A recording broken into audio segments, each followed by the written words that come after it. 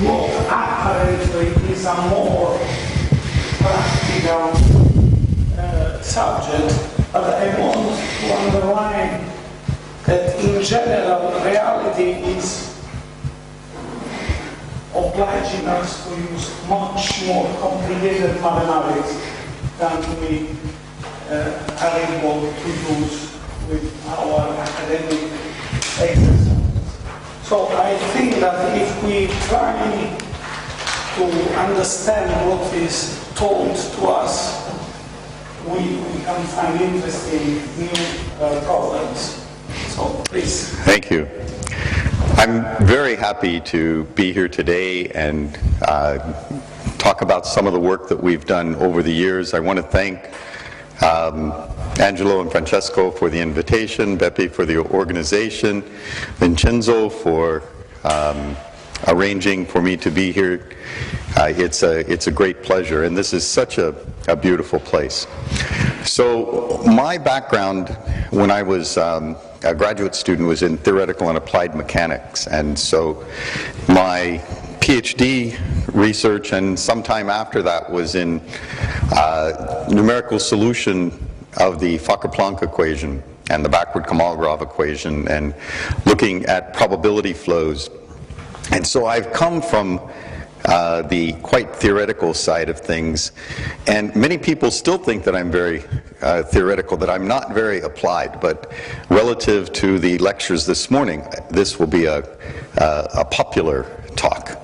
So I've tried to keep because it's maybe a new area for many of you, I've tried to keep the material at a level that would just pique your interest, and then maybe in the future you'll have the opportunity to do something in this area. So one of the things that professors do is they typically talk too long. And I got this very nice new laser pointer which has a timer on it, and it vibrates whenever your time is up. So I like this very much. It tries to control me. So the outline of my presentation is I'm going to first talk about the current status of control technology, what types of controls have been implemented, and then I'll talk about what are some of the next steps and the most promising future control technologies. So first, a little bit of a historical perspective in the area of control. Norbert Wiener described what he called feedback control as a method of controlling a system by reinserting into it the results of its past performance. And so in the standard electrical engineering idea of control, the plant is the entity that we're trying to make have some desirable performance, and we'll measure the response and then we'll feed that back in, and this controller does something to adjust the performance or the behavior of the system. Now, control theory in general has developed into a very elaborate and complex topic, but it originated from trying to understand some of the machines, no electronics involved, some of the machines that were being produced. This water clock from about 300 BC, a very interesting device. If you look, this element G is in a small tank, and what happens is you want to keep the water level in this small tank constant so that the water that comes out, the speed of the water that comes out will be uniform. So what happens is, as this water level gets too high, this will move up and it will cause this flow from the water source to decrease. As it moves down, it'll cause the flow to increase. In actuality, this is the way that most of the systems in our toilets work. There's a float in there, it goes up, it shuts off the water. If the water gets low, it opens and lets the water out. But more recently, the interest in this flyball governor.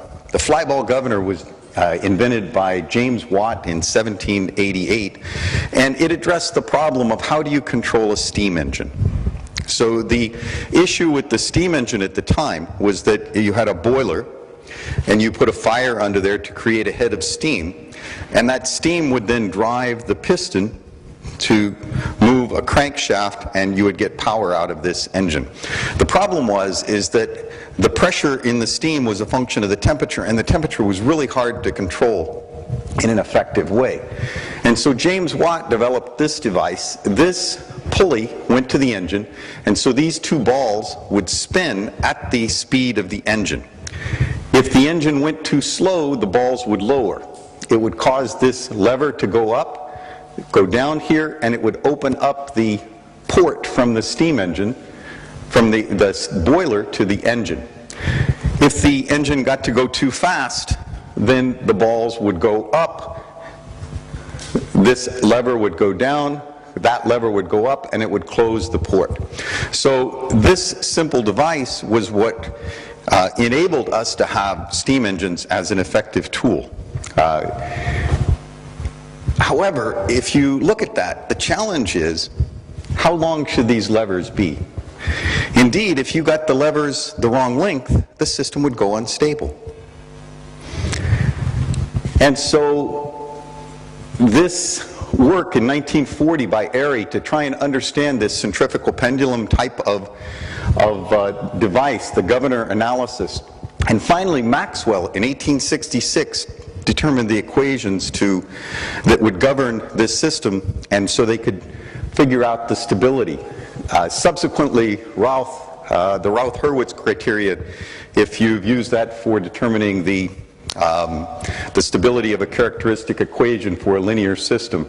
Then there's Lyapunov in 1990, Black, Nyquist, Bode, Wiener.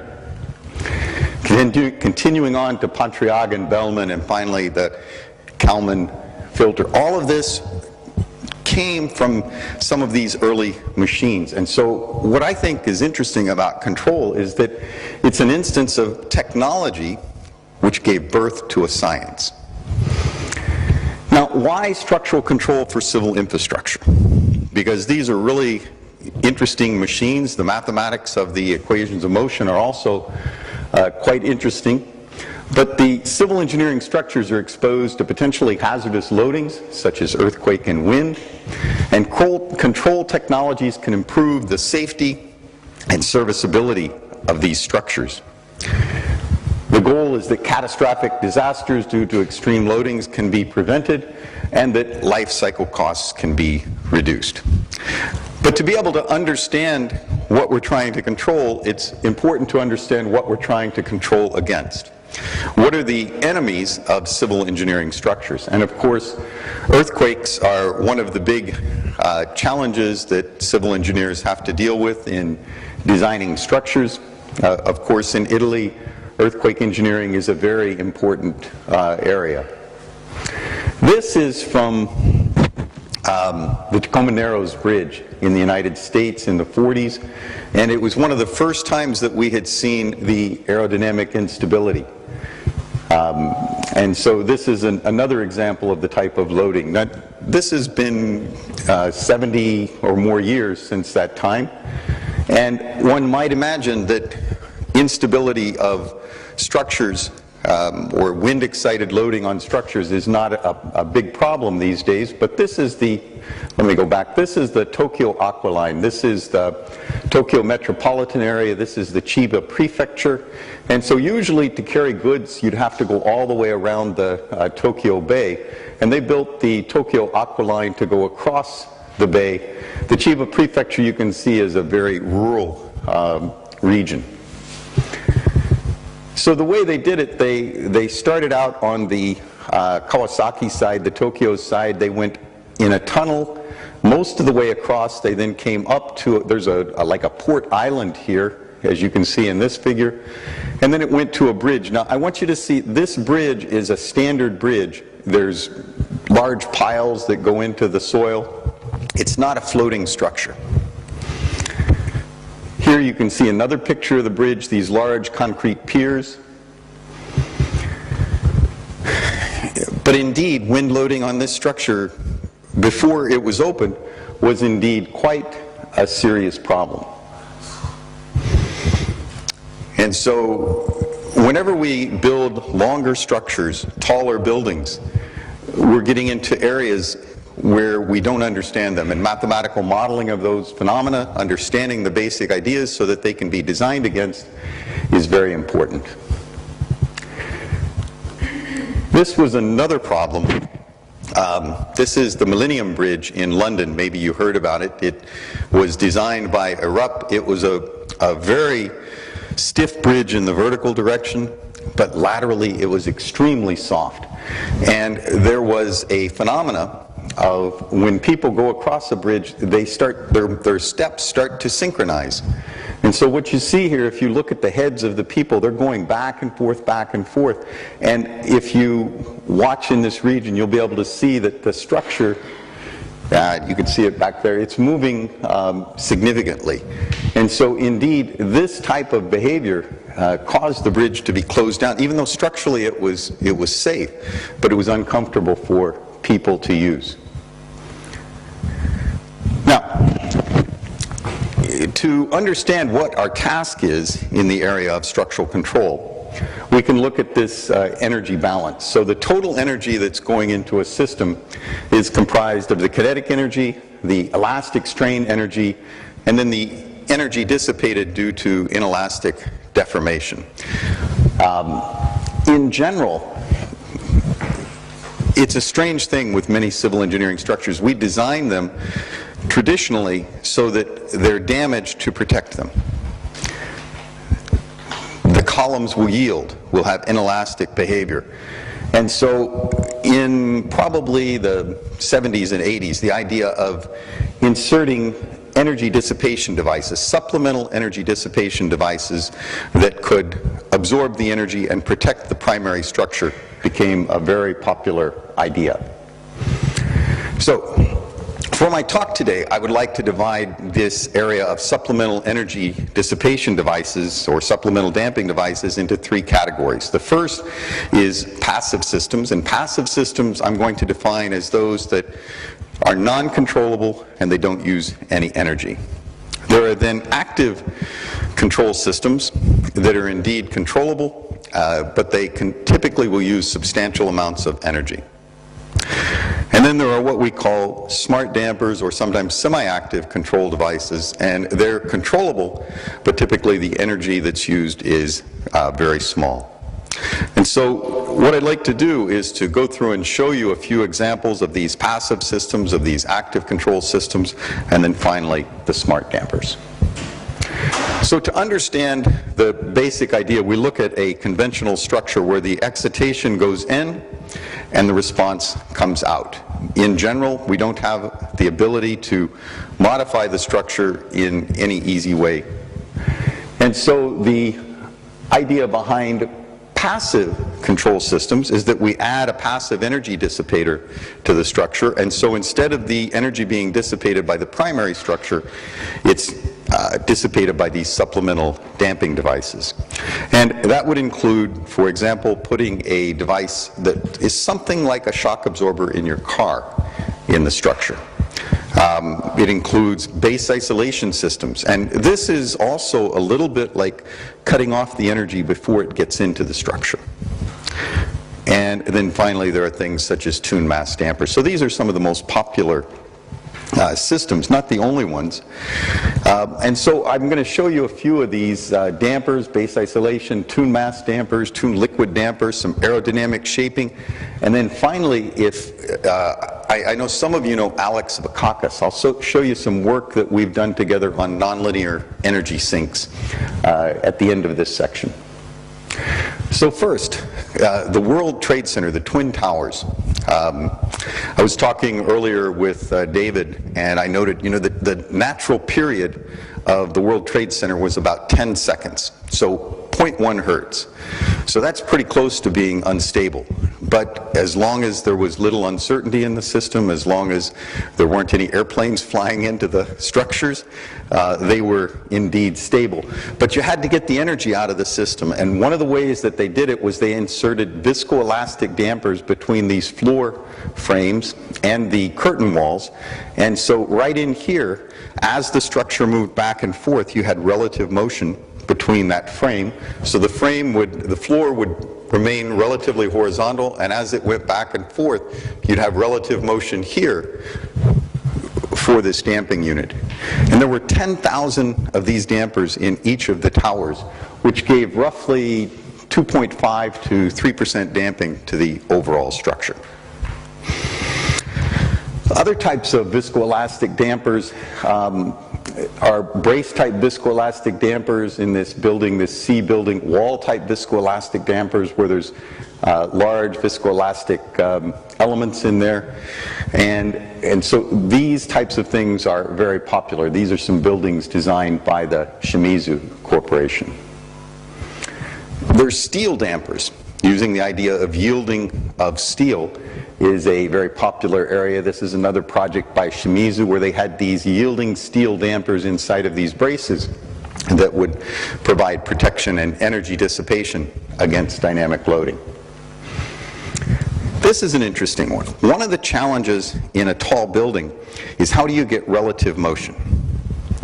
In a short building, the primary deformation mechanism is shear. So if you can look up here for a minute, when you have a short building, less than 20 stories, usually the floors will remain parallel to the ground. And so if you look at my shoulder and my hip, usually the building will move like this. And so you can get relative motion between two floors. But in a tall building, the primary deformation mechanism is bending. And so you'll have a stretching of this side and a compression of this side. And if you look the distance between my shoulder and my hip, it doesn't move very much. So Arup took that concept. This was actually the problem that Millennium Bridge had. It was a long, snaky structure. And after they solved that problem, they applied their ideas to what's called a damped outrigger. And so they put these concrete, onto the concrete core, they put these outriggers, and then they put dampers in here. So they had these extensions, and as it moved back and forth, you can see there's large motion here between my hand and if there was another column here or the curtain wall. Another idea put forth is to put these energy dissipators between the elements in the frame so that when you have the two halves of the structure go back and forth, there's a large amount of deformation in the middle. So this is an example of this type of a structure in Shimizu. You can see in the concrete core, they've got the energy dissipators here. They're actually steel elements that are embedded in the concrete. And this is the idea of Arup. This was for the Shangri-La Place building in Manila, Philippines. And these are the large dampers. Probably they were 100 tons or so. Here are they're mounted on the outside curtain wall. And this gives you a better idea of what's going on. Here is, typically this is the concrete core. There'd be elevators and things in here. And you can see there's a door. This would be 2 floors in height. And then out here on the outside, the green elements are the dampers, as you can see here. So these are some ideas that are put forth for dampers. Now, base isolation is another area. This has been very popular since probably the early 80s. And this is an example of a base isolation system. Typically, there are either high damping rubber bearings or lead rubber bearings that are mounted underneath the structure. And so the building will float on top of these bearings. This is an example. After the Loma Prieta earthquake in 1989, there was a retrofit done of the Oakland City Hall. An amazing engineering feat where this would have been the fixed base during the Loma Prieta earthquake, but they went in and they chopped off every column of the structure. They inserted isolators underneath it, and so now you've got a base isolated structure. The structure was decoupled from the foundation. But not just buildings. These are some liquid natural gas tanks in Korea that are base isolated. You can see the laminated rubber bearings here underneath the tank. This is something that's interesting. It's doing base isolation for museum pieces. What you're going to see is this is a shaking table, and this is a fixed base structure. This is the vase. It's mounted on a base isolated structure. So when I start this, this is without the base isolator, and this is with the base isolator.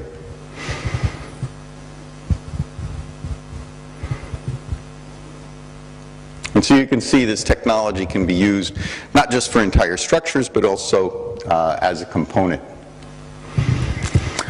Tuned mass dampers are very popular. For building structures, I think about 1973 is when we first saw tuned mass dampers in tall buildings.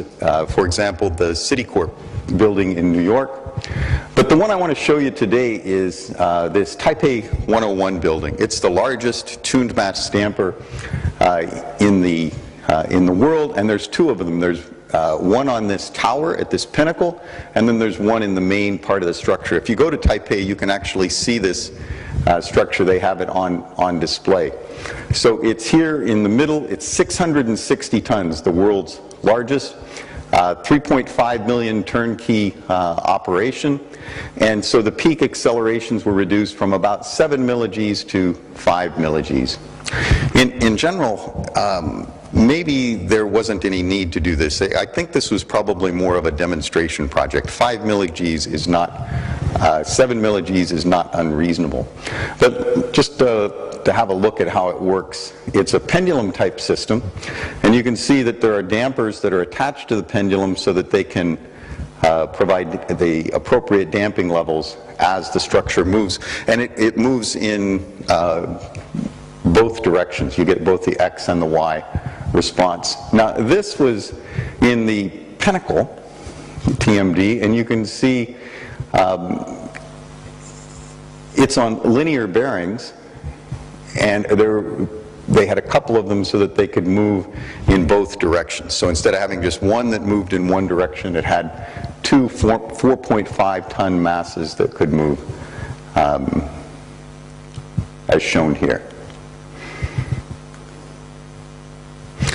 Now, I showed you that Tokyo Bay Bridge, but I didn't tell you how they fixed it. So the Tokyo Aqua Line going from Tokyo over to the Chiba Prefecture.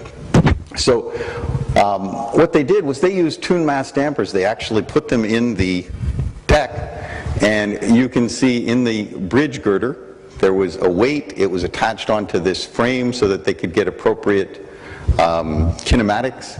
And if you look on, whoops, that was supposed to be a video, I believe. No, I guess I didn't have, I thought I had a video of that working.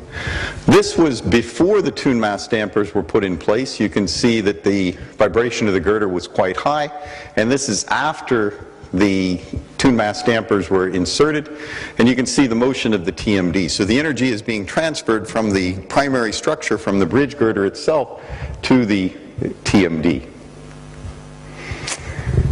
This is the Park Tower Hotel and Residence in Chicago, 70-story building, 48 stories, 5-story parking, and it had a tuned mass damper that was inserted in it. So it's not just in Asia. Tuned liquid dampers. These are interesting devices, and we've got a video of this here. What you have is the mass is going back and forth in reaction to the motion of the structure, and there's a baffle here, so you can actually even control the damper. You can control the motion of the fluid. This would add damping to the system. So this is can be a nonlinear effect. There's different types of these tuned liquid dampers. But for the Random House building, you had a moving water mass of 550 tons and about 0.33% of the building weight. So the advantage of this approach is you don't have to have any mechanical system. You don't have to have big bearings. You don't have to have long cables. And these types of devices have been quite popular. There's also this idea of a tuned slashing damper where you get the nonlinear wave action to help you dissipate the energy.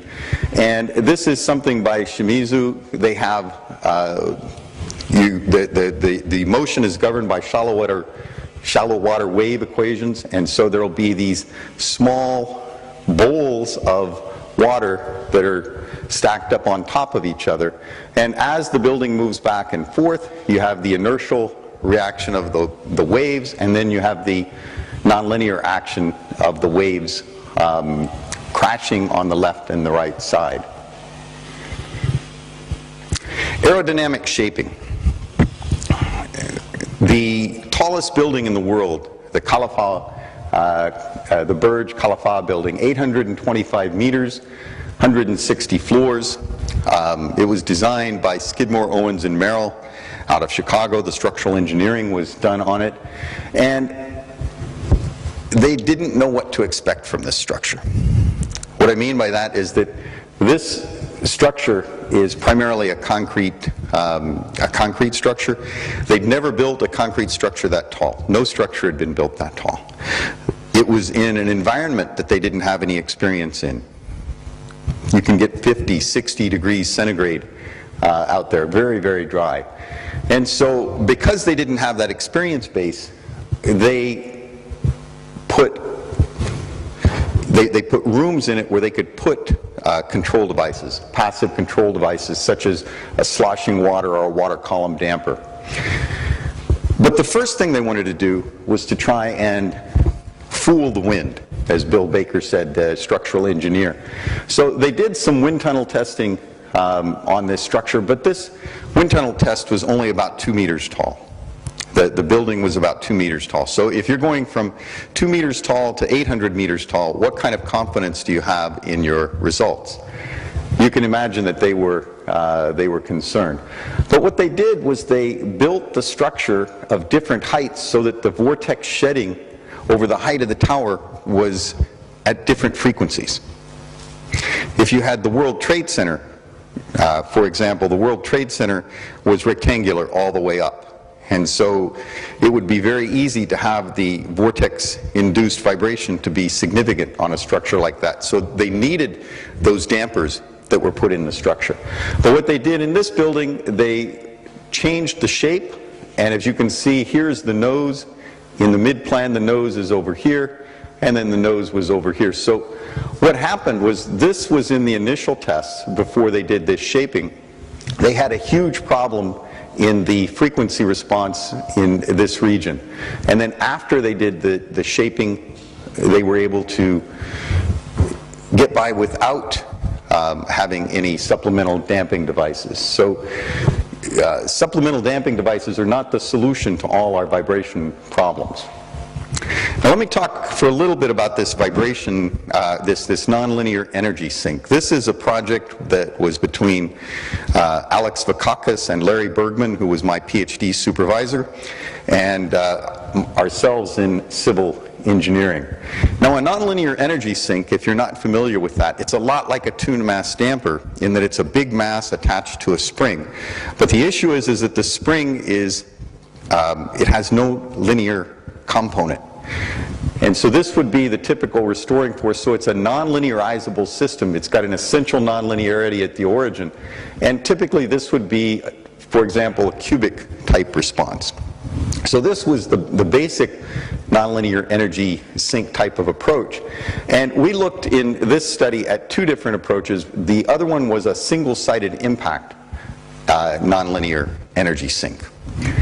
Now, this is the test structure that we use to demonstrate this concept. It's 9 stories tall. The total height, 5.13 meters, about 10 tons. And the first 3 natural frequencies were 1.84, 5.57, and 9.36 hertz. We were actually worried about the stability of this structure. Initially, people were asking, is it going to be stable when you put it on the shaking table? Is it going to be stable when you do blast loading on it? And I just point out that 1.84 hertz natural frequency is extremely stiff. Even if you think you got 10,000 pounds or 10,000 kilograms of mass, your natural frequency has to go to 0 in the linear system before you can have an instability. So in that structure, there were 2 types of nonlinear energy sinks. This nonlinear energy sink had a shaped elastomer that would When it was compressed, it would have a cubic hardening type of behavior. So this is an elastomer. This is our mass that will move back and forth. This is a mass. There were some springs holding it on this side, and it had an impact on this side. So we had two of what are called type 1 NESs and one vibro impact NES. Now, this is just two different videos. On the left is the structure in the locked configuration. So the masses were locked, so they couldn't have any effect, and on the right they're locked, on the left they're unlocked. And so this is using the nonlinear energy sinks, and this is for comparison. It's on a shaking table, you'll see.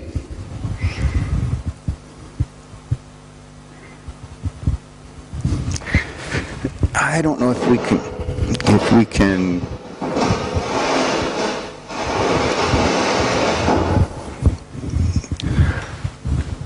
let me try to play that again and see if there's any audio coming. A little bit of audio, but you can see the energy sinks moving at the top, and so they take the energy out of the structure very quickly. We also did blast testing. This was lots of fun. If you know about the military, they have what's C4 plastic explosives. And so we had large pieces of C4 plastic explosives. And here is where that plastic explosive is being staged. You can see it right here, and there was another one down here. So this was a second test. You can see the buckling of the plates of the cladding on the structure. That was after one of our earlier tests. So we did 5 tests, 30 psi millisecond, that's the impulse, 60 psi millisecond, and the largest was 90 psi millisecond. And what you see here, this is the strain in the first column. The black is the locked, that's without control, and the red is unlocked. And you can see that the energy is dissipated very quickly, and not only that, the peak or the maximum strain is also reduced in those columns. And it's the first floor columns that would fail in a global collapse of the structure. Now, this we have both in locked and unlocked, but we only, for the 90 psi millisecond, this is for the largest explosion that we set off there. You can see that the strain 400 or almost 500 microstrain as compared to 150 here. And so again, the energy is dissipated very, very quickly in this structure using this device. How is that done? It's an interesting phenomenon because again, it's nonlinear. On the top, this is the unlocked system, and this is the locked system. Now, this is what we typically would see, and it's what you saw in the earthquake test. This is the energy content as a function of time. You can see the first natural frequency down here, second, third natural frequency. And so there's a little bit of energy that goes into the higher frequencies, but by and large, the energy stays in the lower frequencies for a very long time. But with the nonlinear energy sink, what happens is that because of the nonlinear action, the energy is transferred to the higher frequencies, and you get more cycles per second out of the higher frequencies. And so it goes to the higher frequencies, and then it's dissipated in a very effective manner. Now, when we were doing this blast testing, they only let you do 3 tests per day. And so we had a lot of time on our hands. And so this is Professor Bergman, and this is Professor Vakakis, and I'll show you this video.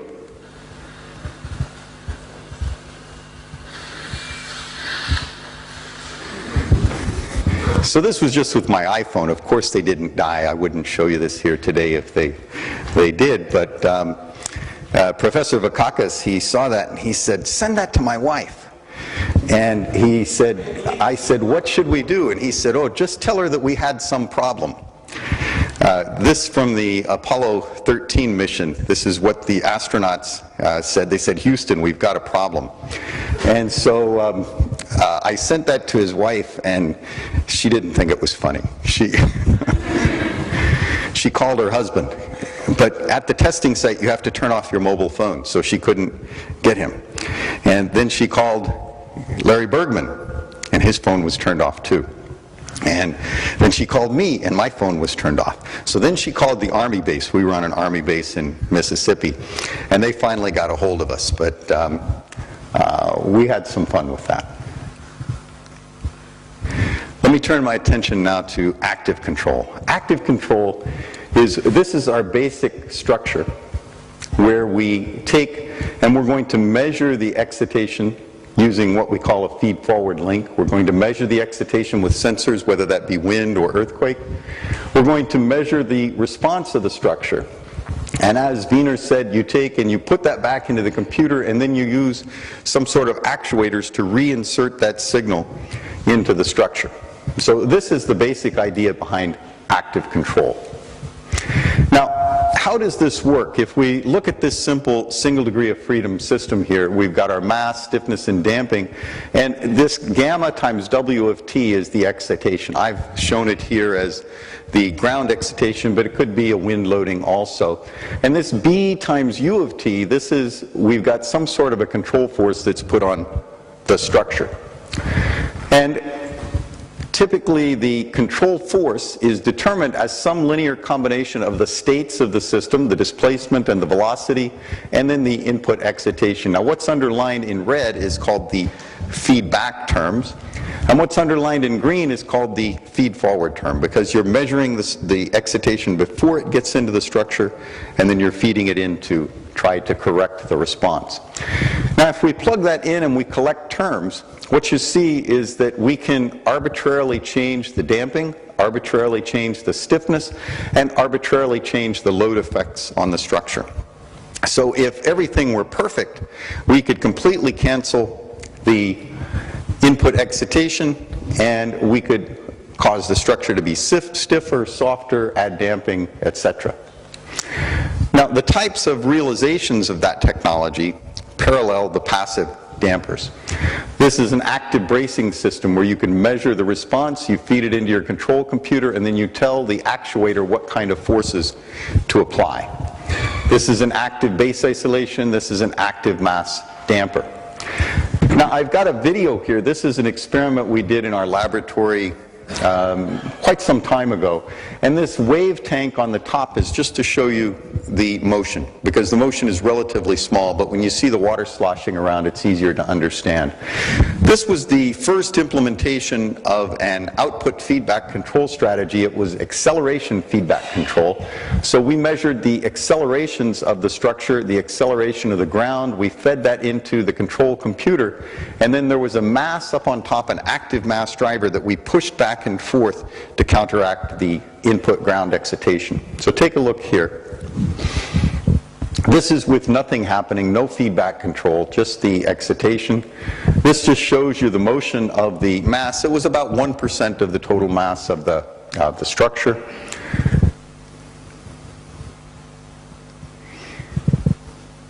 And here's the comparison. You can see this is with the controller turned on, this is the mass moving back and forth, and this is with it turned off. So this type of technology, people got really excited about it, and there was a huge program at the National Science Foundation, started in about, maybe 1991, to investigate this, this feedback control for structural systems. And the first building to implement this was in Japan in 1989, the Kyobashi Seiwa building, where they put two active mass drivers so they could control the torsion and the lateral response of the building.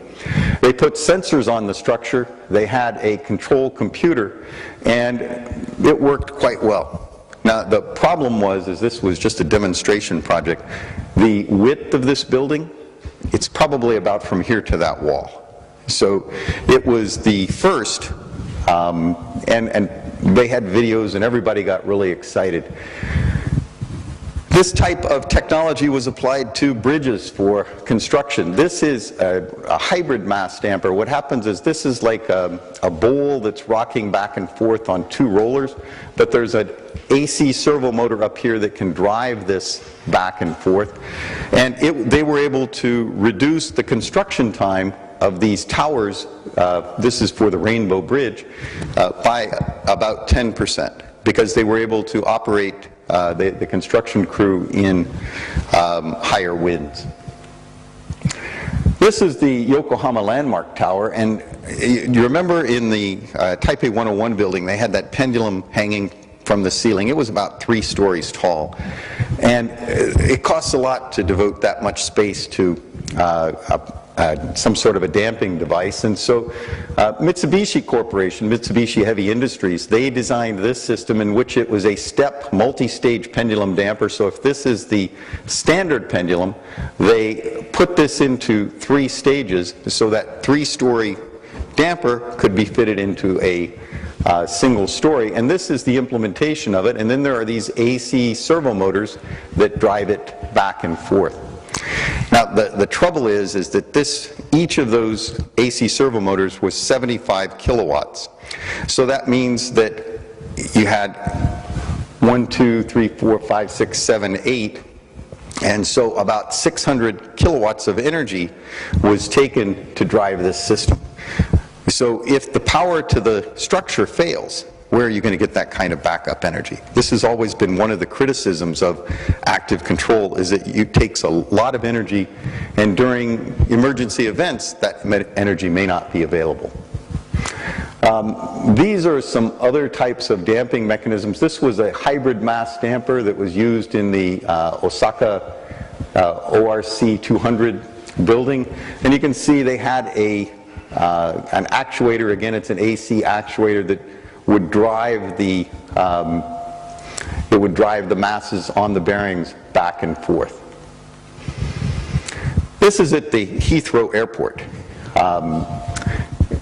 completed in about 2007, and the wind loading was not, the wind vibration was not very high, but even small wind-induced vibrations need to be suppressed. And here is we've got a video of the damper operating here. So this is an active mass damper, and this uses that idea of a multi-staged damper, so that they were able to have a more compact version of this device. This is at the Incheon Airport in Korea. They used a hybrid mass damper. It was on linear rails, and this is where they used the damper to excite the structure. They just moved it back and forth like this, and then they turned it off. And you can see this is the natural damping in the tower. And this is where they used the hybrid mass damper to excite the structure, and then they turned it on, and you can see it brought the vibration levels down very quickly. This is the Shanghai World Financial Center. It used to be the tallest building in Asia, but they're building another 600-meter giant right next to it in Shanghai. But you can see this video of the structure, how it works. This is the same damper that was used in the Yokohama Landmark Tower. Mitsubishi Heavy Industries. Here you can see the video of it in action. And there's a pair of these on the 90th floor in the same way that it was implemented on the Yokohama Landmark Tower. Pardon? Yes, this one is indeed by Mitsubishi. So Mitsubishi Heavy Industries, MHI. This is one, Japan is very interesting. Sometimes when they get a big project, they'll divide it among the construction companies. And so this was 3 towers, and each tower was constructed by a different construction company. But they were tied together. It kind of uses this principle where you have 2 structures that are interacting with each other, and they were tied together with an active system at the upper floors. But again, here you have to have the structures be of different height, different natural frequencies, otherwise you'll have synchronous motion of all of them together.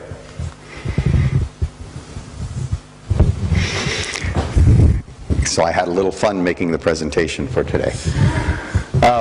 What are some of the next steps? Because all of the things that I've showed you so far are very mature technologies. And so the idea of smart damping has been around for a while, but it's still an evolving idea. And that addresses some of the challenges of how can we have controllable systems which use low power and are fail-safe.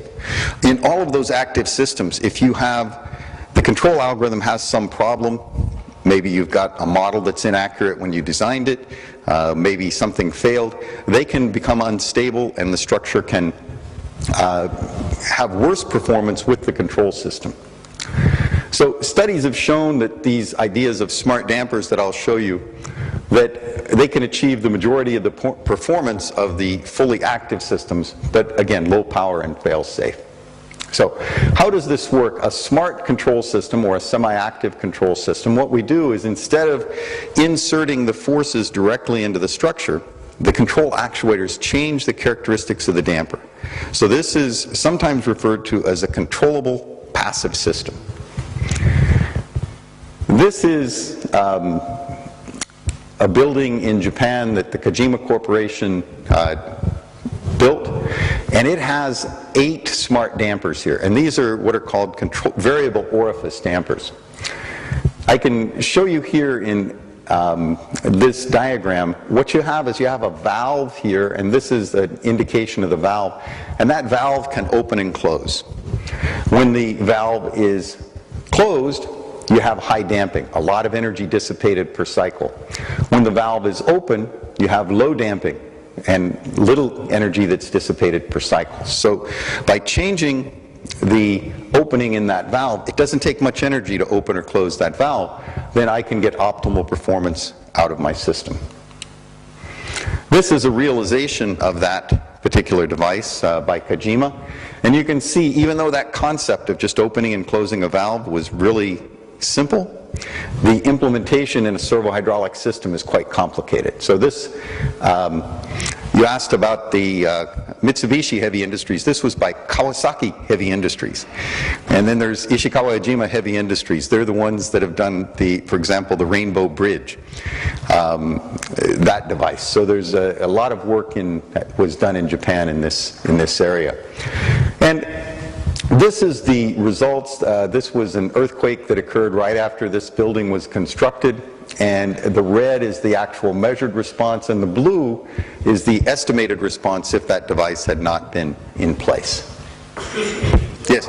Is open and closed how? By a control algorithm. No, I mean, which is the period in which they open and close? So in general, what you want to do is you want to measure the response of the structure and then determine it. And there's many different control algorithms. There's energy-based algorithms actually using Lyapunov functions, where you'll try to make the derivative of the Lyapunov function as negative as possible. And so you'll take and determine what value of the opening of that valve, or the semi-opening, it doesn't have to go open all the way, would cause that energy to dissipate as quickly as possible. So that's one approach. So you have an optimization? Yes. Yes. Not usually. Usually we'll solve this offline. So you know a priori which kind of... Usually. So what we do is we'll model I think I have to back up. We'll model the structure. We'll model the characteristics of the device because they have their own dynamics. We'll then assume that we can measure the earthquake, or maybe we'll model the earthquake with some filtered white noise excitation. And then based on that, if we know what the measured responses are, we know what the input excitation is, then we can determine what to do. So that part is done in real time, but the algorithm is generally fixed. So you have a sensor measuring the earthquake? Yes. And the system answers automatically? Yes, so this picture gives you that idea. This would be the earthquake, and you could have sensors that would measure that. This would be, for example, the accelerations of the structure. You can measure that, and so those are fed into the computer, and then in real time there's an algorithm in the computer which tells that valve how to open and close. Now, I think that the easier way to think of this is in terms of your bicycle. So in your bicycle, your arms are basically the shock absorbers, unless you've got a really fancy bicycle. So you're looking down the road and you see that there's a bump that's coming up. So what do? Well, you don't make your arms stiff. What you do is you flex your arms, and when you get to that bump, you then allow them to move and then come back. But as soon as they come back, you have to stiffen up again, otherwise your bike may become unstable. So it's the same concept. In the case of the bicycle, your sensors are your eyes, your actuators are your arms, and so you will adjust the behavior of your arms in order to get the best performance out of your bicycle. So it's the same idea with the building. Yeah, but for following your metaphor, how do you know which earthquake is arriving? So usually what we'll do is we'll model the earthquake using a Kanai-Tajimi spectrum. So a Kanai-Tajimi spectrum will shape the energy content. If you have the site characteristics of your wherever your structure is being built, then you know, are you built on soft soil or hard soil, and so you can shape the energy content of the excitation. At that point, then you have information which can be built into your controller about the frequency content, and it turns out that if you have that basic shape of the energy content, it can even be quite broad, that you can do a lot better with your control strategies than if you just assume you have a white noise input. So that the classical way to do these control approaches is using what's called a linear quadratic Gaussian solution, which has two parts. It's got a Kalman filter estimator, and then it's got an optimal regulator, a linear quadratic regulator. And so these two pieces are put together so that you can, based upon the model of the excitation, based upon the model of your structure, and then based upon the measurements, you can determine what's the appropriate signal to send to your actuators.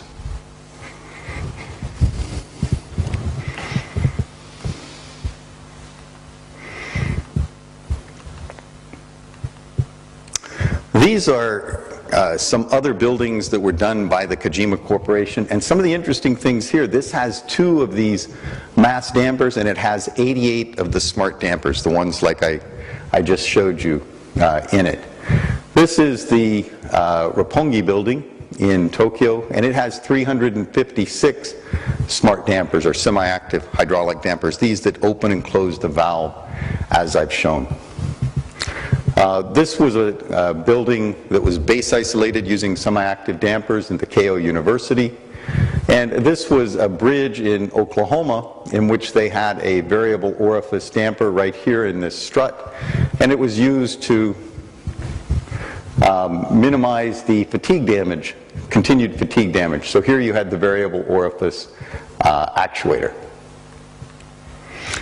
Now our work, I'll talk a little bit now, it went in a different path because we felt that these variable orifice devices, early on I bought a bunch of mechanical items, I bought brakes from the auto shop so that we could look at different mechanical ways of changing the damping. But we found that that was very difficult to implement. So we used a smart fluid, it's called a Magnetorheological fluid.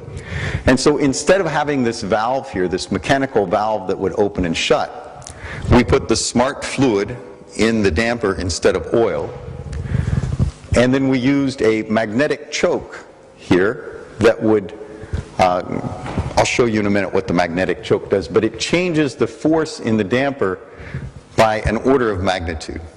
Let's see how it works. This Magnetorheological fluid is shown here. Those 2 prongs are a magnet, and whenever that red light goes on, there's a magnetic field that is energized between the 2 prongs. And so what you see is that that fluid, in a matter of a few milliseconds, can go from a free-flowing Newtonian type fluid to a semi-solid, much the same consistency as you might have peanut butter or toothpaste. And so what are these? These fluids have micron-sized polarizable iron particles, carbonyl iron particles that are suspended in an oil. And what they do is that when they're put in the presence of that magnetic field, in the absence of the magnetic field, you saw they were very low viscosity fluids, but when they're put in the magnetic field, then the iron particles in the fluid take on a structure, and they develop a yield strength. And a simple model for that yield strength is you've got a Bingham viscoplasticity model where you've got the viscoplastic term here, and then this is the controllable yield stress in the fluid. And what these fluids do is they give us a very efficient and reliable means for low power interaction between electronics and the mechanical devices.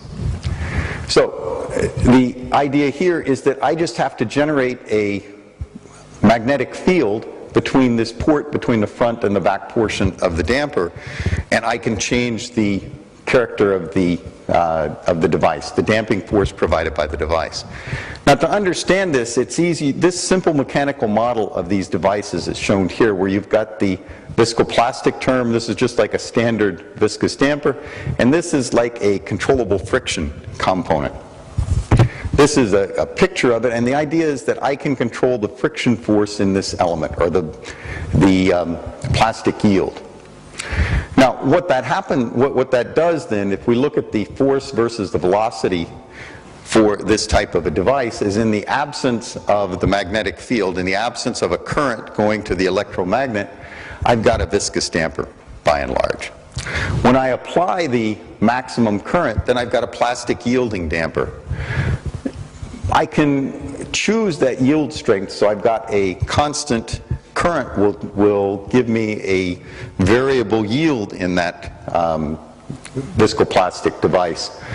But I can also generate arbitrary envelopes for the response, and therefore optimize, like optimizing the person going down the road that sees I'm going over a rough road, I'm going over a smooth road, etc. The advantage of this device also over the viscoplastic approaches is I can have a large yield stress, a large force at small velocities. In general, that's not possible with the viscoelastic devices. So now what I'd like to do is show you some applications of this smart damper using the Magnetorheological fluid damper. First, I'll show you some seismic testing in our laboratory. Then I'll show you some wind examples where we've gone to full scale.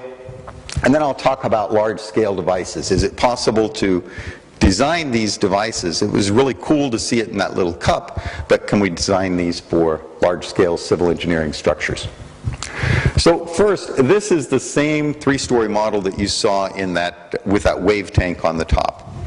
And what we've got here is an MR damper, one of these controllable dampers between a brace and the first floor.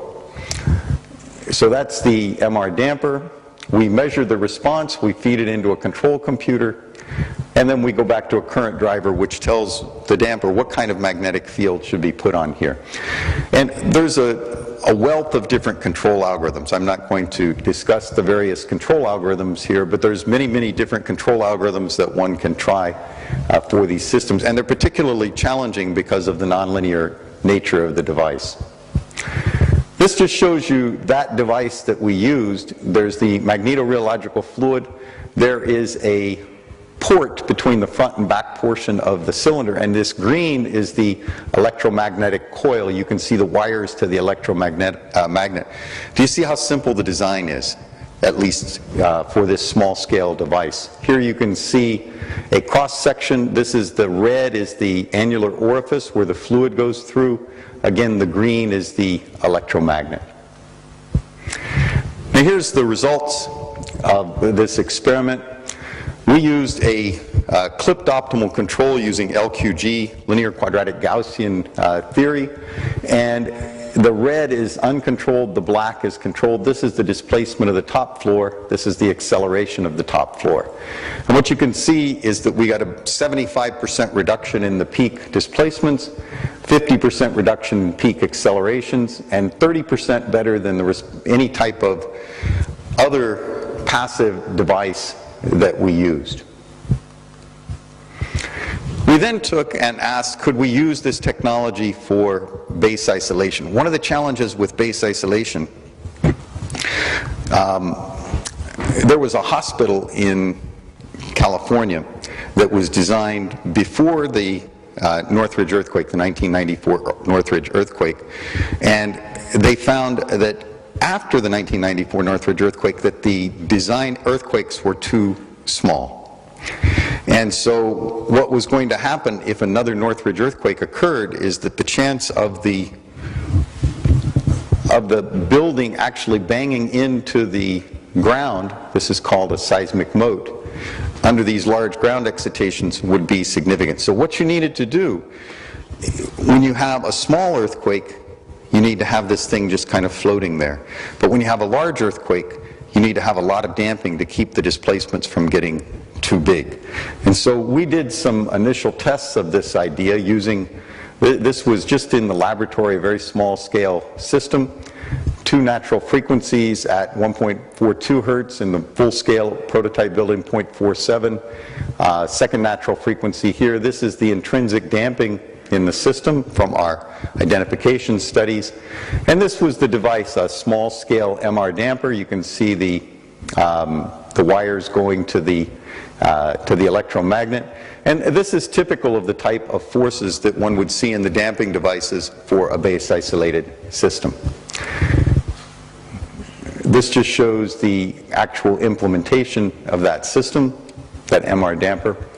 Now, these are the main results for that problem. This is the response of the system due to a strong earthquake, about 0.44 Gs in full scale. And what you can see is that with the passive system, an optimal passive damper, we can get about a 30% reduction in the response. If we put the smart damper in, we can get a 46% to about a 50% reduction. But the difference between 30 and 50% is not big. So you might say, I don't want to have all that complicated addition of controlling the damper, etc. But if we look at the response due to a moderate earthquake, what you find is that now this was using the same passive damper. It was designed for the large earthquake, is that actually the passive damper increases the response 50% over what not having a damper in your system. But if you have the smart damper in there, you can still get 30 to 50% response reduction. So the interesting thing about this approach is that you can adjust the dampers depending upon what kind of excitation that you have, so that you can get good performance both for large and for small earthquakes. But can these devices be made at large scale? And so this is a damper that we designed with the Lord Corporation. And what you see is that there is a annulus between the piston and the cylinder. So there's a gap there. And what we have here, these are coils of wire. So this is an electromagnet in these spools. And then there's the MR fluid. Now, as the device goes back and forth, for example, if the piston moves to the right, the flow is going to be to the left, and we can energize these coils to change the damping force in the damper.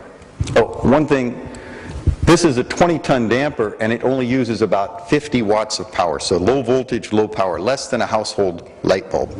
So controlling this on batteries is relatively straightforward. This is just a video of the damper being tested at the University of Notre Dame, which is where I was previously. And this shows the performance of the damper. This is for a triangular displacement, and you can see that with no current to the maximum current, there's about a 10-to-1 on-to-off ratio. So the controllable area for this damper is given in this white region between these two curves. And if you look at the force versus velocity behavior, you can see that the viscoplastic nature that I described previously is seen pretty clearly in this large-scale device. So this is 0 amps, 0.5 amps, 1 amp, and 2 amps. And then these were some different types of models, analytical models that we developed for this damper. This is an example of where this damper was implemented in a building in Japan. The National Museum of Emerging Science and Innovation. We did this work with Sanwateki. This is Dr. Soriyama. And there were two 32-ton dampers that were implemented in this building. This is an example of a building in Japan. This work was done in cooperation with the Building Research Institute. This is a MR damper, and it was installed in this apartment building. This is some work of a colleague, Professor Jinping Oh in China, where he's applied MR dampers for response reduction for these large offshore structures. As the last example of these MR dampers I'd like to show you, we'll discuss the control of cable stay vibration. Now, these cables, as I said, as we get longer and longer bridges, this cable stayed bridge is very popular, and the center span between these two towers these days is over 1,000 meters. So what that tells you is that these cables are 500-600 meters long, 500 or 600 soccer fields. And the damping level in these cables is very, very light. So this shows some work of Professor Yamaguchi, where he's actually measured the modal damping, and it's 0.02% to 0.2%. So much less than 1% damping. Now the problem is with such light damping, then this self-excited vibration can occur. This is what's called galloping vibration. It's a rain-wind-induced phenomena. This is not with a very high wind, it's not with a very high rain, but what happens is you've got the cable, the rain comes down, and there's a rivulet on the cable, and it forms an aerodynamic unsymmetry, and so you get lift. And so with this type of problem, the cable will go up, and then the rivulet will fall out, the cable drops. And so this is a problem on almost all of these signature bridges. This is the Tatara Bridge in Japan in 1987, one of the first times this problem was seen. Now, there's a number of ways to control this. They include cable restrainers, that is just tying the cables together so you're changing the natural frequencies. You can change the surface roughness on the cable so that it disrupts the rivulet coming down. But all of these are relatively challenging to implement after the bridge is constructed. So one of the most popular ways of dealing with that is with standard dampers that are put between the cable and the bridge deck, as shown here. This is an example of those dampers being put on a bridge to reduce that cable vibration. And so you can see that these are worn a little bit, but this is a standard solution. Now the problem is that the damping is limited with this type of solution. And let me explain what I mean by that. So what I have here, this is the normalized modal damping in the cable, in the first mode of the cable, and this is the viscous damper size. So if I have a small damper in my structure, it doesn't really change the mode shape. The mode shape is roughly fixed. And this is the equivalent of if you're in your car and you apply the brakes, you'll start slowing down. If you apply the brakes a little bit more, you'll start slowing down more. But if you apply the brakes too hard, the wheels lock up. And you get the same phenomenon here, where if the damper is too large, you basically have a different mode shape. That is, the cable appears to be just shorter, and there's no motion, there's no energy that's being dissipated at that location. So the idea that we had was to use concepts something like anti-lock brakes, where you would pulse the damper. And we did some work with colleagues at Hong Kong Polytechnic University on this Dongting Lake Bridge in Hunan, China. The bridge authorities in China, they were just tolerating us. They were some friends of Professor Ni at Hong Kong Polytechnic University, and so they allowed us to come out here and install these MR dampers to try out some of these ideas. You can see there were two dampers on this column, the wires going to it. This is a better view. We had a clamp that could lock around that cable so that the damper could be disengaged, so we could see the behavior with and without the damper. You can see an accelerometer here and here. And what happened was one day I got a really excited call from Dr. Nee, and he says, hey, the bridge is vibrating, the cables are vibrating, because before that we didn't have any of these self-excited vibration. And so if you look here, the cable with the MR dampers on there is quiet. And so what ended up happening is it was a full-scale implementation project with the MR dampers being installed on all of the cables. So this was the first example of smart dampers being used in this way. Now I just put this out here because, you know, having, I imagine that this was there'd be a lot of students. I don't know if this would be of interest to anybody here, but this is what we called virtual simulations of structural control technologies. This is a Java-powered simulator for a base isolated system where you can change the characteristics of the structure of the isolation system, of the linear isolator, nonlinear isolators, hysteretic isolators, and then you can look at the response. So you can play with this idea. So this was sponsored by the Multidisciplinary Center for Earthquake Engineering in Buffalo. This is an active mass damper example. Similarly, this is the frequency domain behavior. This is the time domain behavior. This is the excitation. And then this is for a larger story building, looking at the earthquake response of that structure. So you don't have to install anything on your computer. You just pull up the web browser and can start playing.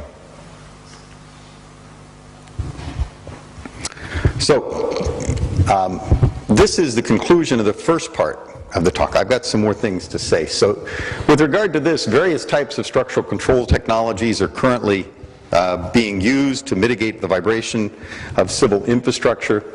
The best approach is application dependent.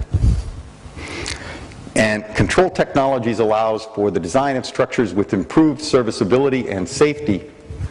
And so that's the main message that I would like to show you today, is that these are some exciting things that are out there. There's all sorts of important issues with regard to the control strategies, the modeling, the nonlinear behavior, the linear behavior, the stability, and it may be of interest to you.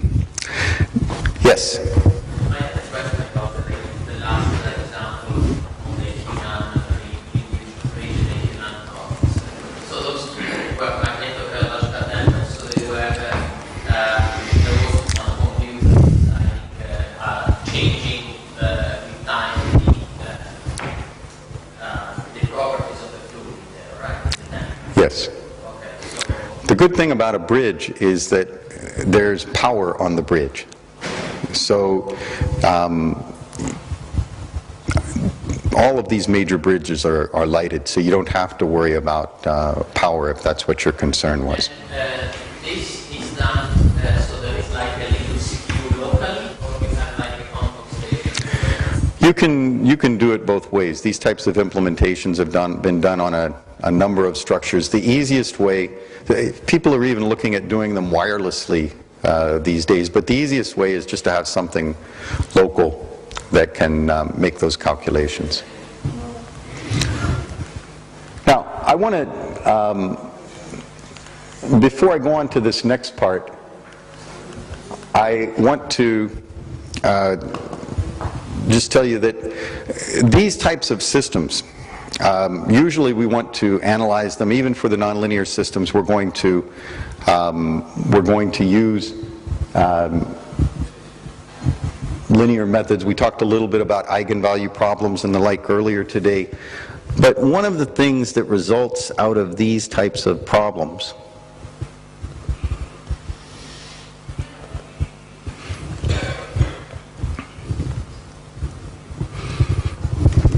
is that you get complex mode shapes. Now, usually any of the standard books on structural dynamics, they don't address this problem. The standard books on structural dynamics will assume that you have real mode shapes, and they'll assume you have Rayleigh damping.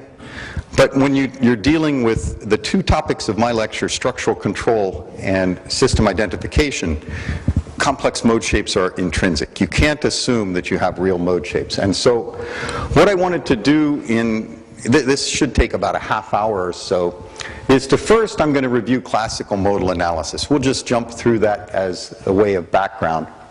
I'm going to then give you examples of structures with non-proportional damping, just 2 degree of freedom structures. We're then going to look at the state space formulation, because to get around the problem of non-proportional damping, you have to go into the state space.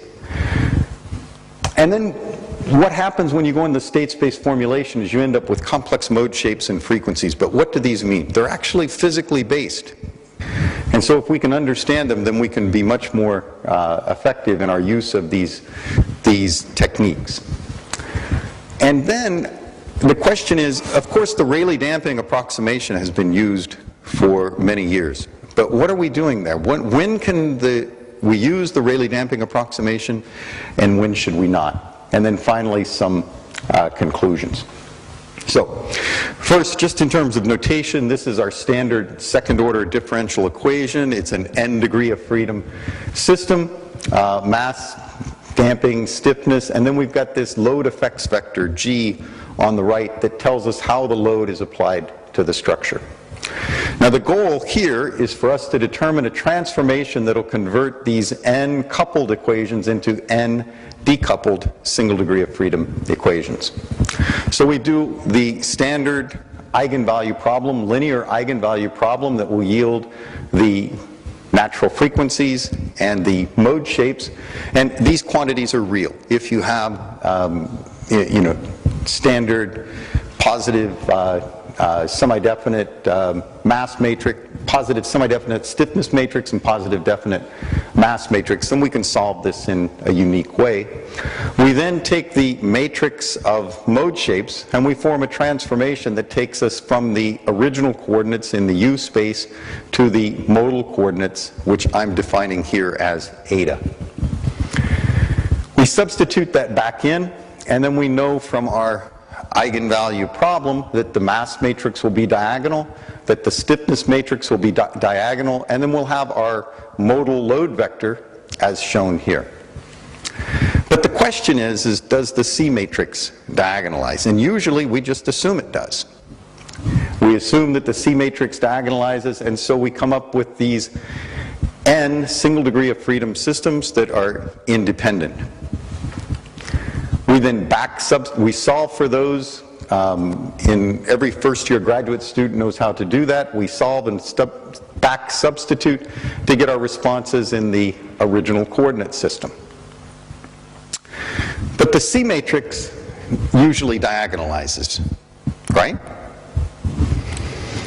Often we know little about the intrinsic damping in a structure. I'll make this statement that there are no viscous dampers in the world. Viscous dampers are a linear approximation of something that is physically based, and it generally works pretty well, as long as the energy dissipated per cycle is roughly the same. And so, because we know little about it, we often make this approximation that the damping is proportional to the mass and the stiffness. Or we assume that we have modal damping. And when we do this, we're going to, because the mass matrix diagonalizes and the stiffness matrix diagonalizes, then this approximation will result in the entire system decoupling, and this modal damping approximation will also result in the entire system diagonalizing. But are such approximations, are such assumptions always reasonable? So I'm going to look at two examples that I've showed you today. These are some of the most basic examples in earthquake engineering, and let's see what happens. These are both 2 degree of freedom systems, 1 mass, 2 mass, 1 mass, 2 mass. And so we can formulate our equations of motion in this way, where here we've got the ground excitation, and Q1 and Q2 could be the wind loading on the structure as an example. So you could have both wind and earthquake types of problems. The displacements relative to the ground are U1 and U2, and the equation of motion comes forward something like this. Now if we look first at the tuned mass damper system, So in this tuned mass damper system, I'm going to assume these numbers are not important, but 1,000 kilograms for the primary mass, and then we have 2% of that is what the tuned mass damper is. 1 or 2% is reasonable. We tune, K1 is chosen such that we've got a 2-second natural period of the primary structure, and K2 is chosen based on some rules for tuned mass damper such that we can minimize the response. The primary structure is assumed to have 2% damping, and then we choose C2 such that we have 2% damping. So we do the classical eigenvalue problem, and we can get the two mode shapes. And the first thing you might say is, well, are those mode shapes reasonable? And what you see for the first mode, this is the deflection of the top of the structure. This is the deflection of the TMD. So what you see is that the structure is moving back and forth, but the TMD is really moving back with large displacements. And that's what you saw on the bridge in the previous example. You remember the bridge was moving just a little bit, that Tokyo Aqualine bridge, but the response of the structure was very small. Well, that's the goal, is that you transfer the response of the structure to the response of the TMD. If you look at the second mode, that's where the mass of the TMD is going in one direction and the structure is going in the other. So they make sense, that's consistent. And we see that the mass matrix indeed diagonalizes, the stiffness matrix diagonalizes, but the damping matrix doesn't. So you might ask, did I just, because I wanted to give this lecture, so I chose a value of C that would result in the damping matrix not diagonalizing. You note that the order of magnitude of the off-diagonal terms, it's the same as the diagonal terms here. So what I did was say, well, let's look at different values of C2. And what you find is that only for the special case when C2 is 9.375 do the matrices, does that damping matrix diagonalize. So there's only one value of all the possible values that I could choose. How about for the base isolated system? Again, 2 degree of freedom system. Here, the mass of the base and the mass of the first floor are chosen to be the same. We've chosen the damper in the isolation system and the spring in the isolation system to get appropriate isolation against the earthquake loading. We get the two mode shapes, and if you note here, the first mode shape is basically the superstructure not moving. You see the deflection of the ground mass of the foundation is 0.94, the deflection of the top mass is 1. So basically it's just moving without any deflection of the structure, and that's what the goal of a base isolation system is. In the second mode, which is really where the structural response is interacting, you've got the structure and the base going in opposite directions. So we plug that in, that makes sense. The mass and the stiffness matrices diagonalize, but this damping matrix does not. We can look again, is it possible that there are many values for which it would diagonalize? But no, again, there's only one value of C1 in this single degree of freedom system for which that damping matrix diagonalizes. So what's the conclusion? We've got two of the most basic problems of interest in civil engineering, and classical modal analysis doesn't apply. So what can we do? Well, the thing that we need to do is to move into the state space formulation. And some of the books are coming out, like Craig and Cardilla, that talk about state space formulation. And they may mention that there are complex modes, but they don't really explain much about how things work. So let me show you what we're going to do here. Our goal in the state space formulation is to convert our second order vectored ordinary differential equation into a first order ordinary differential equation, but it's going to have twice the dimension. Why? Well, there's two good reasons. First of all, by doing this, we can handle any kind of damping matrix. There's no restriction put on the damping at all. And secondly, if you want to use MATLAB and Simulink, one of the, couple of the most important tools for dynamic analysis, linear and nonlinear, then you need to know about state space representations. So, state space formulation of a single degree of freedom system, just for background. We've got our single degree of freedom system here.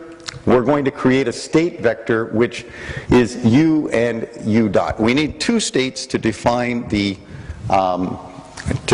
two variables to define the state of the system. I could choose velocity and acceleration, I could choose displacement and acceleration, but the standard formulation is to choose displacement and velocity. Those are our states z1 and z2 as represented here. And now I just take the derivative of those. Z1 dot is u dot, which is z2. Z2 dot is u double dot. I use my equation of motion to solve for u double dot, and I plug that in. And I have my second equation in terms of z1 and z2, and I plug that into a matrix formulation, and I get what's called the state space formulation. It's a vectored first order differential equation that comes from the second order differential equation. Typically, this first matrix is called the A matrix. I call it A sub S for A of the structure. And the B matrix is, I call it again B sub S for structure. What about for multi-degree of freedom systems? Well, we can do exactly the same thing if we have the second order multi-degree of freedom equation of motion. We define our state vector, which is the displacements and the velocities. We take the derivative of each of those states, and we come up with the equation of motion in our state space formulation. Z dot is equal to AS Z plus BS times P. So we've gone from this second order formulation into the first order formulation. So now what we'd like to do in the same way, if you see here we've got this A matrix, if we can diagonalize that A matrix, then what we'll have is a system of independent first order differential equations which we can also solve. So we seek to diagonalize the matrix A sub S, and we do the eigenvalue problem in a very similar way to what we did before. The solution of the characteristic equation yields the eigenvalues of the system. We're going to call them S sub R. Because the A sub S matrix is real, then the eigenvalues will either be real valued or they will occur as complex conjugate pairs. The eigenvalues occurring in complex conjugate pairs correspond to the underdamped modes of vibration. Generally, those are the ones we're most interested in. We want to look at vibration of the structure, so the eigenvalues associated with the vibration will occur as complex conjugate pairs. We can also get, and they'll be of this form, these are the complex conjugate pairs, minus zeta omega n plus or minus I times omega d. So it's interesting that it's the same thing that we would get from doing our decoupled second order differential equations. You would also get the roots of the characteristic equation for each second order differential equation are given in this way. But the difference is that for each of these pair of eigenvalues, we get a corresponding pair of eigenvectors that are also complex value. If the eigenvectors are distinct, i.e. no repeated eigenvalues, then we can get that that A diagonalizes, and through this transformation in exactly the same thing that we had before, we can go to the modal coordinates, or the as shown here, where we get our first order differential equation. Now the solution to this is very similar to the Duhamel's integral. Here we have this is the impulse response function for that first order differential equation. This is the initial conditions. And so we have this convolution integral that will tell us what eta sub r is, where the initial conditions in the modal space are given as the inverse of the eigenvector matrix times the initial conditions in the original space. And this is just for the students to remember the Euler identity. So the characteristic equation, the fundamental solution that comes out of this approach is still damped harmonic response. So even though we're in this state space representation, we've gone to first order differential equations, the character of the solution is the same. And as a matter of fact, if you've got proportional damping, the solution has to be the same. So there's nothing that should be too surprising here. Once the modal responses are obtained, we plug that back into our transformation and we get our original solution. So even though this state space representation may seem a little bit foreign, it's still quite consistent with what you would find in the classical modal analysis.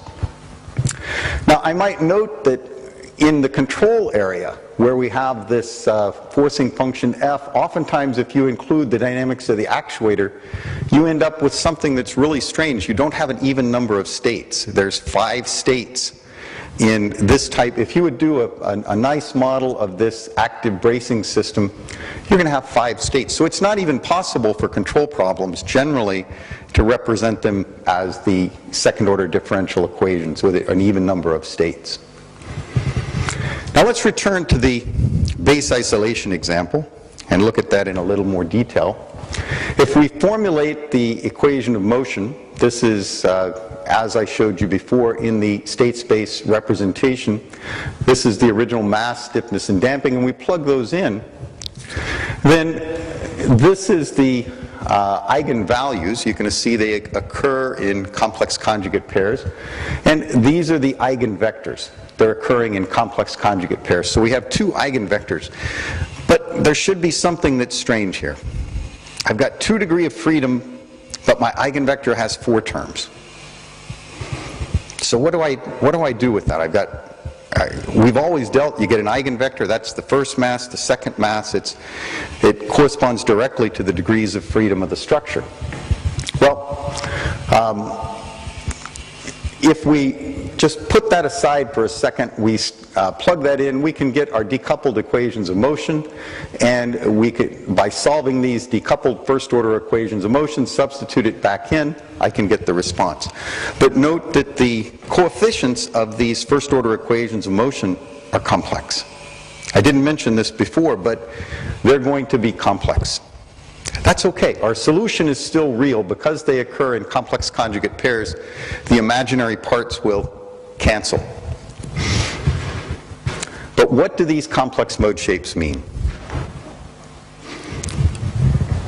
Let's first, the meaning of the complex mode shapes. Let's first consider the response in the first mode. So the response in the first mode is going to be the first mode shape times the first modal response. That's just from our expansion of the response of the system. Now, if we look at this phi sub r and we define it as phi sub r of u and phi sub r of u dot, what we really have is that this eigenvector, the 2 parts, one corresponds to the displacement mode shape and the other corresponds to the velocity mode shape. So what's embedded in there, because our state vector has displacements and velocities, this has the displacement mode shape and the velocity mode shape embedded in it. However, there's no new information in the velocity mode shape. The velocity mode shape we can show is simply the eigenvalue times the displacement mode shape. So this should, in some sense, allow us to understand what's going on. And if we go back and look at, this is the eigenvector, here is the first the displacement mode shape, and if you just look S sub r times this term 1, that would be 0.353 plus or minus I times 3.095. Indeed, you can see that this part of the eigenvector times the first eigenvalue gives you the bottom part of the eigenvector. Similarly over here, because you've got that 1 here, you can see when you multiply the first part of the eigenvector times the second eigenvalue, you indeed get this behavior. So the displacement mode shapes are given here. These are the 2 displacement mode shapes. And if we note, though, that this is basically the real mode shape that we got from classical modal analysis. And this is basically the real mode shape. So does this 0.0131 on the complex side, does it make much difference? Is it important? Well, let me first try and tell you what the difference between real mode shapes and complex mode shapes are. What is the physical meaning? This is a real mode shape. So what you have is the response is the projection onto the real axis. So if we have our phasor diagram for mass 1, 2, and 3, and we project that onto the real axis, this is a classical second mode shape. Now, I'm going to show you the complex mode shape now and see if you can tell the difference. So this is a second mode shape. What's the difference between this is a complex mode shape. What's the difference between the real mode shape and the complex mode shape from a physical perspective?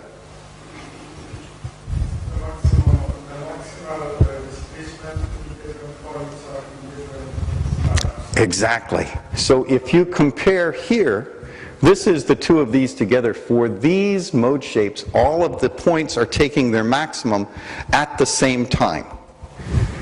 And so that's why these, let me get this to stop, these elements, if we look in the imaginary and the real axis, they're all lined up. So when they rotate and we project them onto the real axis, they're going to all take the response, the maximum, the minimum, at exactly the same time. But when we have a complex mode shape, the physical aspect of what happens is that they're not going to occur. So anytime you put a discrete damper in your structure, what happens is that you can get a whipping effect. You're going to have the structure to have a phase difference between the various masses.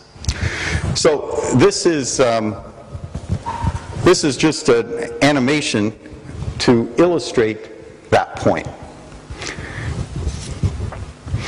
So now let's look at the Rayleigh damping approximation. Does the Rayleigh damping approximation, is it pretty good? Is it not very good? We've used it for a long time. So I'm going to look first at the 2 degree of freedom tuned mass damper, at the base isolated system, and then we're going to look at a multi-degree of freedom system, and then this damped outrigger system that I showed you earlier today. We'll examine that to see what the acceptability of the Rayleigh damping approximation is. So first of all, I want to just tell you what the analysis process was. I calculated the damping in the first two modes of the structure using the state space formulation. I then used the Rayleigh damping approximation to determine the C matrix that would give me the same damping, the same modal damping in each of the first two modes. So for the 2 degree of freedom system, that means I've got exactly the same modal damping in all of the modes. So for the 2 degree of freedom system, the underdamped frequencies and the modal damping ratios are the same, the undamped frequencies, and the only difference is in the mode shapes. For the multi-degree of freedom system, the undamped frequencies are the same, as well as the modal damping ratio for the first two modes. The mode shapes and the higher modal damping ratios will be the source of differences. So this is the tuned mass damper. This is the floor displacement here for a pulse input. What you see is the Rayleigh damping approximation is pretty good. You don't have big differences here. Indeed, this is the damping matrix that we got, and the Rayleigh damping approximation just drops these off-diagonal terms. I mean, that's not necessarily how the Rayleigh damping approximation is derived, where you just go to the damping matrix and in the modal coordinates and drop the off-diagonal terms, but for this example, that's the way it works. So let's look at the comparison of the transformed equation of motion.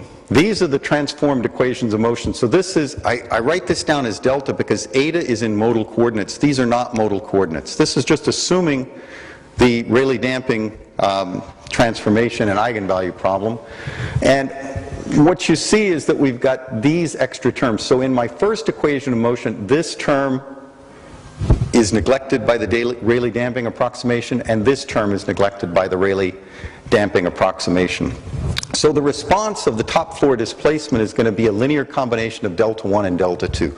So I can compare this directly. If I integrate the equations of motion and I keep this term in the box, that's going to be the exact solution. If I discard it, then that will be the Rayleigh damping approximation. And here's what we get in the state space versus the Rayleigh damping approximation. Delta 1 is given here. Delta 2 is given here. So this is, in the one case, I neglect the extra terms, the damping terms, and in the state space I include them.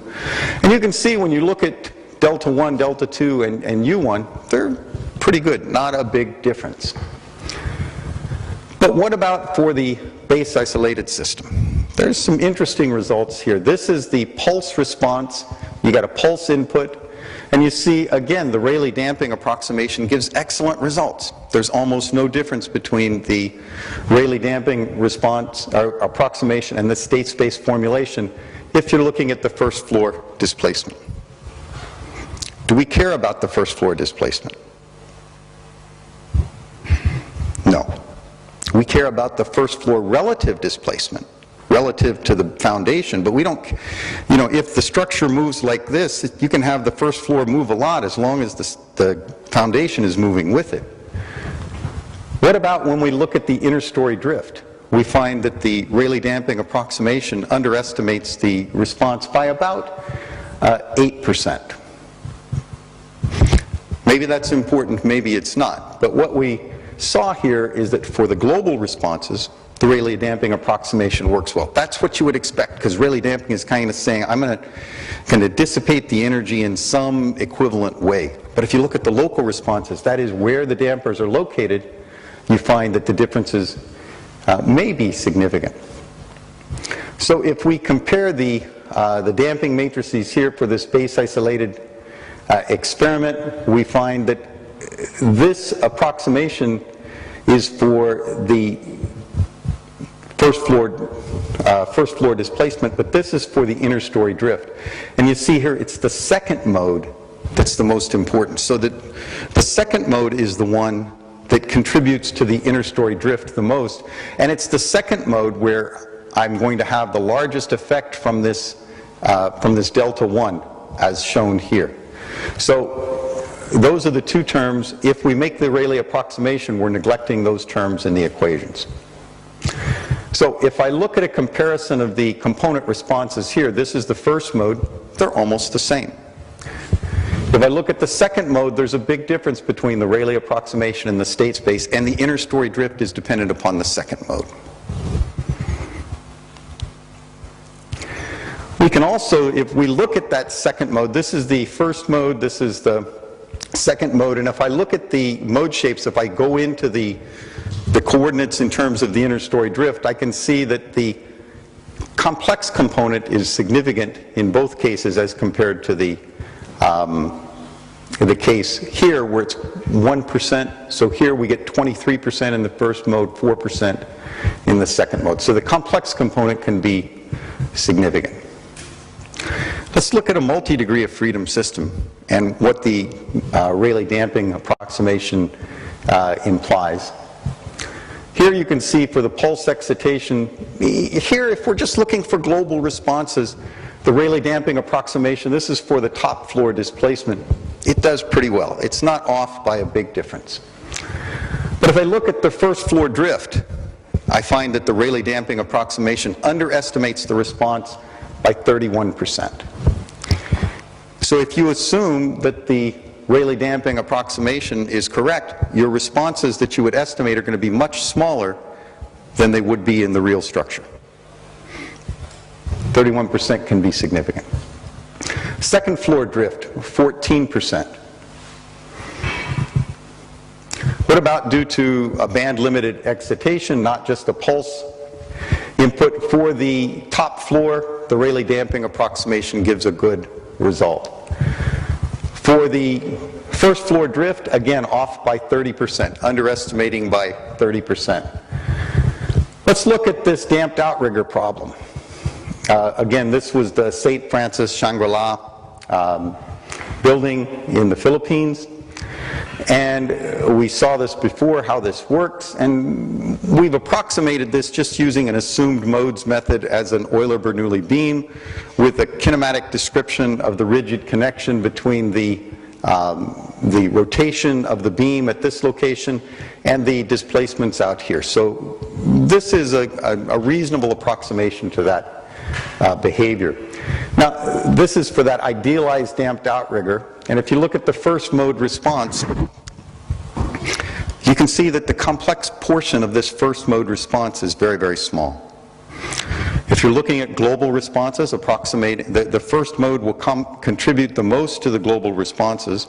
And the first mode approximation, it's almost linear, so if you assume Rayleigh damping, you're going to get really, really good results. How about for the second mode? You can see that the complex component of the response is more significant. This shows you it's maybe 20%. If we look at the third mode, it's even more significant. Here's the animation, but you can see that I've got about 40%. The complex mode corresponds, the complex component is about 40% of the response. If I'm looking for the local deformation, the inner story drift, it's the higher modes that are going to contribute to the inner story drift, not the local modes.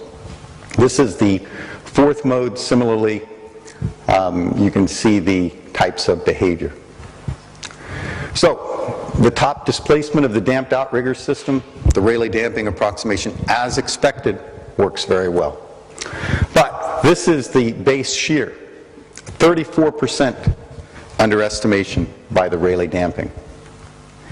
So, while the global displacement responses are similar for these examples, phase differences in the mode shapes, that is the complex nature of the mode shapes, can cause significant errors in the inner story drift and the base shear.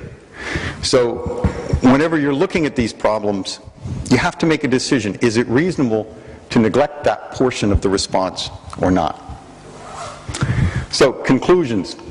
Classical modal analysis assumes the damping matrix diagonalizes. This assumption can be restrictive. Classical modal analysis results in real mode shapes which take their max and min at the same time. Masses in physical mode shapes take their max and min at different times. State space methods can handle the general damping case but result in complex frequencies and mode shapes. Using the Rayleigh damping approximation can misrepresent the structural responses, particularly in terms of inner story drift and base shear. The complex modal analysis that's used in state space approaches is especially important for structural control, system identification, and structural health monitoring. And that's it. I think that there's...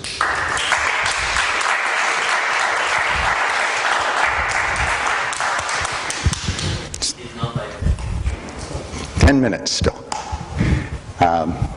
So we can always go out and enjoy the afternoon. But this last part may be of particular interest. Yes? A comment, not a question. Yes. I appreciated very much your presentation of this second part.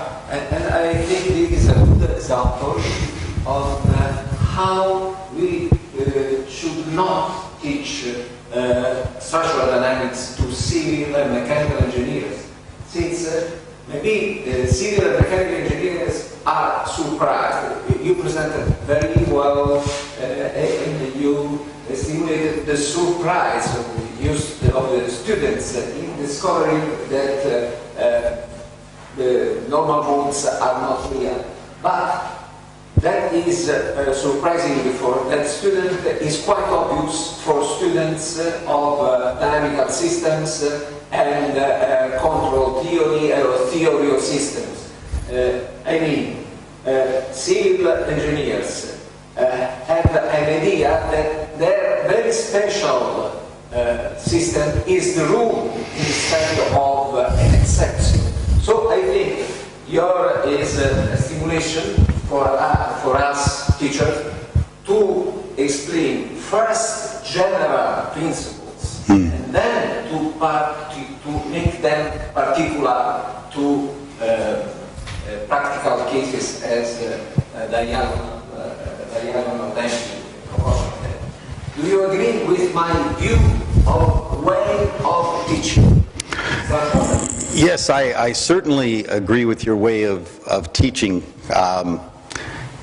So I would comment that even for mechanical engineers and for mechanical and civil engineers, aerospace engineers, if you look at all of the standard texts, they don't explain the complex mode shapes in a very effective way. I think that Craig and Cordilla is one of the best texts that I know for mechanical and civil engineers, and still they don't do a very effective job at explaining it. On the other side, in the control theory side of things, I think that people, they may understand the mathematics, but understanding the physical implications of what those mathematics means, I've seen a big gap. And so what I tried to do is to take the mathematical representation, which people know well, and give it physical insight. And to take the physical representation, that is Rayleigh damping, which people typically know well, and give it a better mathematical presentation in this. And I think that these animations showing the differences between real and complex mode shapes are especially useful for students. So the lecture today was intended primarily for students, and for those professors, I always appreciate when someone explains something in a clear way. So I hope that for the professors here, I hope that I've achieved that in explaining this particular topic in a clear way. So that was the goal of my lecture. Other questions?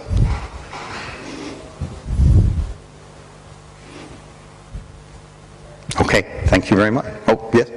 Have you tried, this is a technical question. Yes. Have you tried your numerical simulation to find some equivalent damping, some equivalent Rayleigh damping? So that's a good question. If you were going to, you could probably do a better job and get damping which would be closer, but it would be dependent upon the excitation. Yes. So, for example, if I chose an excitation which only had energy in the first two modes, then I would expect that these results for the Rayleigh damping would be very, very good. If you have an excitation which has a lot of energy in the higher modes, then the Rayleigh damping approximation would not be good. So you could have played tricks. You could have said, I'm going to take and make the Rayleigh damping fit in the first and the third mode, and then the first and the fourth mode. And I could have said, well, which one works the best? But that's not really the objective. The objective is to say that, these are physical phenomena that all real structures have complex mode shapes. And the question is, when we make the approximation, so for example, I don't think there's any of the commercial finite element programs out there today, none, mechanical, aerospace, civil, which will do complex mode shapes. So that means that NASA, General Motors, Boeing, all of these folks are assuming real mode shapes. And so the only way you can do complex mode shapes is if you write your own code in MATLAB or something like that. It will eventually get out there, but this is the standard today.